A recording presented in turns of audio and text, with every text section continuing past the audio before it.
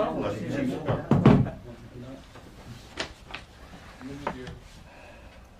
ahead, Matt. Are you leaving or staying? I thought you were going to take off on me. We had some others going off. All right, good to be here on a Thursday, getting ready for another game. I don't have much to add, no words of wisdom, so I'll just open it up and let you go. Coach, on the last drive they had where they got down and got in field goal range, you guys didn't get what you wanted out of yourselves defensively. Is there any factors that were evident in that drive where you just couldn't get off the field? Well, the 3 third downs are the ones that stick out to me. The first 2, I believe, were in the 1-2 area, so those are tough downs. You know, we gave them a little bit too much on first and second down.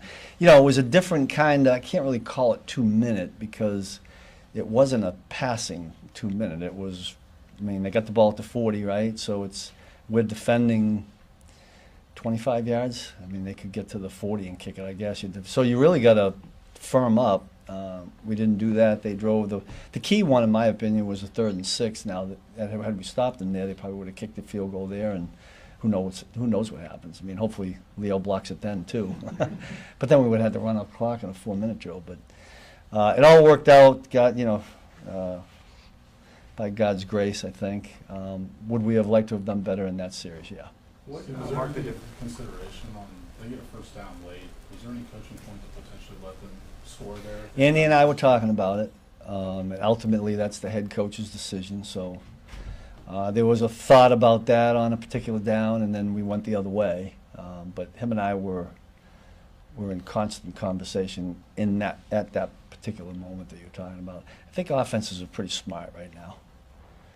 I mean, when you do that, you're really banking on them making a mistake, right? So who knows what would happen. The first half was obviously very different than the second half.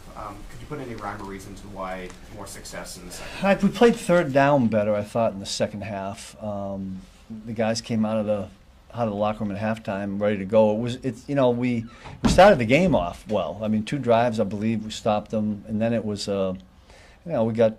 we had the 3rd and 1 where they took a shot and it went in their favor, so they got a touchdown. That was a tough down for Trent.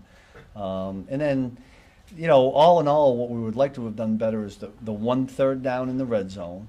If we could have stopped them there and forced the field goal, there's 4 points. So the game's different at the end, just when that one play. And then, the pass that Trent had. And other than that, I thought we played solid defense all the way through until that last drive. I mean, we're called upon in a 2-point game to get the ball back to the offense or keep them, from driving, and we didn't do that. So that was the disappointment on our part. Coach, has there ever been a time you any time in your career? I probably would not have forgotten it had we had, so I don't think it's occurred. Again, if you go back to that and say that you do that, I'm going to guess that Denver was prepared for it, and now the ball's at the 1. The trajectory of that field goal goes like that, not like that. So I don't know. Maybe it worked out the way it should have, or in our best interest, so to speak. Steve, with Josh Allen and James Cook, what you have to be mindful of them in the run game aspect? Yeah, listen, this quarterback is. There aren't enough superlatives to say for the extent of my knowledge and words is not good enough to do him justice, because he's tough, and then they put a back there that can run it. I mean, we've got to continue to play the run well, and then it's all the other stuff. But what they add to it is the quarterback can run, and he runs like a fullback. It's not doing this, and he can. So we know what we're in for. We've gone against him quite a bit, but a lot of respect for him, and we got our work cut out for us. Coach, Nazi has the 10 tackles coming back from the concussion. What's that do for his confidence? Yeah, I would think it would be. I thought he played a real solid game. He had the 1 sack there.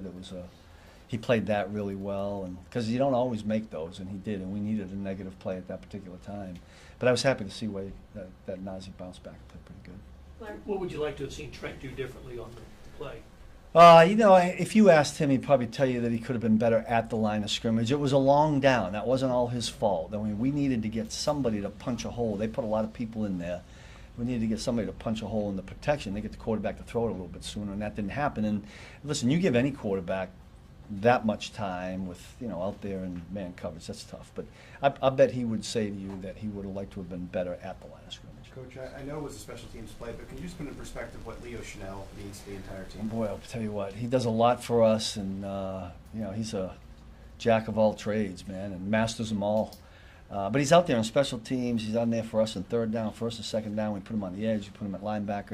And listen, he loves football, and it comes out every time he plays. But that was but I mean, there was like 3 guys coming through there. But Can you take us Leo through leading the the surge.